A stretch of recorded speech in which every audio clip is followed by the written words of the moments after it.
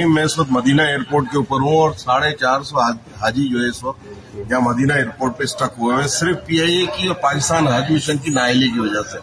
हम इस वक्त कराची के लिए जाना है, हमें रात को इशा के बाद हमें वहां से होटल से निकाल दिया गया और इस सुबह 4 बजे की फ्लाइट थी और इस वक्त टाइम हो रहा है सुबह 6 बजे है।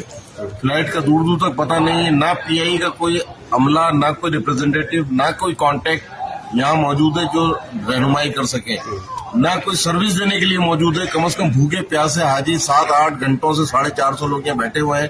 ये हमारी पीआईए और ये हमारी पाकिस्तानी हुकूमत है और ये हमारा पाकिस्तानी हज मिशन है। सरदार यूसुफ साहब अवार्ड लेके जो है प्रेस कॉन्फ्रेंसेस कर रहे हैं। ऐसा नाकाम हज मिशन है, जब तक हज मिशन कंप्लीट ना हो उसके बाद करो ना भाई प्रेस कॉन्फ्रेंस। ऐसी प्रेस कॉन्फ्रेंस का क्या फायदा है कि जहाँ हाजी रुल रहे हो। जद्दा एयरपोर्ट से भी ये खबरें आ रही है 12-12, 18-18 घंटे फ्लाइट लेट हो रही है और यहाँ भी ये खबरें आ रही है। खवातीन बेचारी परेशान है, भूख प्यास से परेशान है, लेकिन सर्विस मुतबादिल सर्विस देने वाला भी कोई नहीं है। तो भाई अगर पीआईए नहीं चला सकते थे, तुमने बेच दी पीआईए, लेकिन पीआईए बेचने के बाद उनको पूछो तो सही कि पीआईए को चलाना होता है।